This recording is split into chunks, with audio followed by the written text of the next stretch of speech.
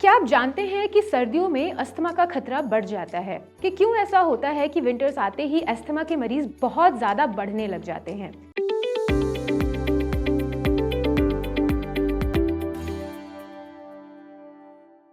जी हाँ, मैं हूँ डॉक्टर निवेदिता और आज इस वीडियो में मैं आपको बताऊंगी कि क्यों ऐसा होता है कि विंटर्स आते ही अस्थमा के मरीज बहुत ज़्यादा बढ़ने लग जाते हैं।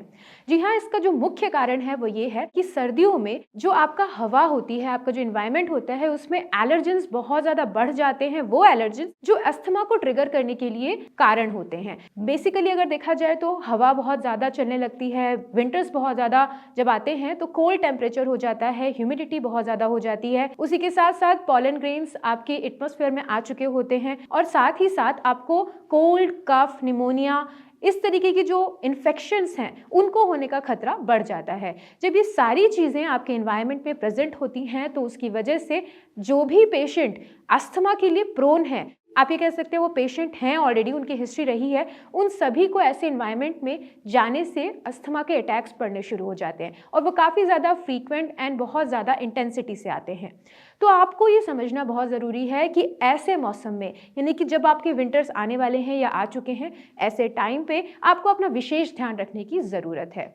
स्पेशली अगर आप बार बार ये ध्यान दें, मैंने आपको बार बार ये कहा है कि आपको मास्क लगाने की ज़रूरत है। आप जब मास्क लगाते हैं तो ये जितने भी एलर्जेंस हैं वो डायरेक्टली आपके नेजल पाथवे में इंटरैक्ट नहीं कर पाते, एंटर नहीं कर पाते, जिसकी वजह से जो भी इन्फेक्शन होने के चांसेस हैं वो कम हो जाते हैं। उसी के साथ साथ आपको अगर ऑलरेडी एनवायरनमेंट में कोई ऐसे लोग प्रेजेंट हैं जिनको कोल्ड, कफ, निमोनिया, इस तरीके की प्रॉब्लम से अगर वो जूझ रहे हैं तो उनके जो एक्टिव एलर्जेंस हैं वो आपके एटमॉस्फेयर में होने के बावजूद मास्क लगाने की वजह से वो आपके कांटेक्ट में नहीं आ पाते। इसी के साथ साथ आपको ह्यूमिडिफायर का यूज़ ज़रूर करना चाहिए, बिकॉज उससे जो भी सीलन है वो कम हो जाती है, जिसकी वजह से अगर आप एस्थमेटिक पेशेंट हैं तो आप अपनी बचाव कर पाते हैं, आपके जो सिम्टम्स हैं वो ट्रिगर नहीं करते हैं।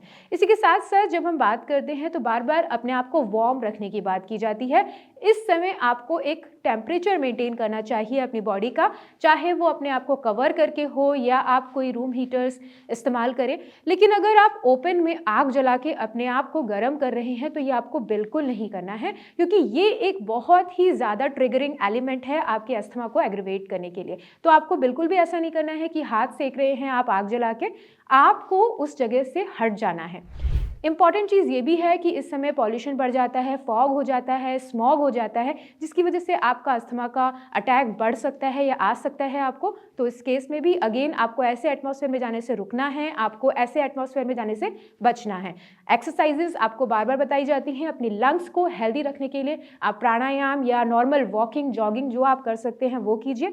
अगेन वो आपको क्लोज प्लेस में नहीं करना है, ओपन प्लेस में करना है। लेकिन ओपन प्लेस में भी आपको ये अर्ली मॉर्निंग या लेट नाइट्स में करना है, बीच के टाइम पे नहीं करना है, बिकॉज इस टाइम पे अगेन पॉल्यूशन बहुत ज़्यादा होता है। इसके साथ साथ आपको दो इम्पॉर्टेंट चीज़ें अपनी लाइफस्टाइल में ज़रूर इनकॉर्पोरेट करनी चाहिए।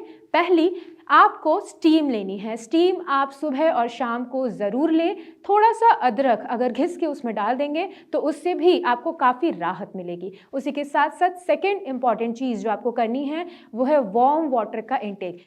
गर्म पानी के तो बहुत ही ज़्यादा फ़ायदे होते हैं, आपका वेट लॉस होता है, फैट आपका कम होता है, आपके कोलेस्ट्रॉल पे भी फ़र्क पड़ता है। लेकिन इसके साथ साथ क्या आप जानते हैं कि ये अस्थमा में भी आपको बहुत ज़्यादा रिलीफ देता है। आपकी जो मसल्स बार बार सांस लेकर थक गई हैं उनको आराम मिलता है। उसी के साथ साथ बलगम जो आपके रेस्पिरेटरी ट्रैक्ट में फंसा हुआ है उसे पिघल कर आपके रेस्पिरेटरी ट्रैक्ट के अंदर जाने में या फिर आपके इंटेस्टाइन के थ्रू बाहर निकलने में हेल्प करता है। तो ये सारी चीज़ें अगर आप फॉलो करते हैं, अपने डेली रूटीन में शामिल करते हैं, तो आप देखेंगे कि अस्थमा के अटैक काफ़ी हद तक कंट्रोल होते चले जा रहे हैं। और आपको जो पहले सर्दियाँ आती थी तब जितना फ्रीक्वेंटली और जितना इंटेंसिटी के साथ आपको अस्थमा अटैक आता था वो धीरे धीरे कंट्रोल होता चला जा रहा है।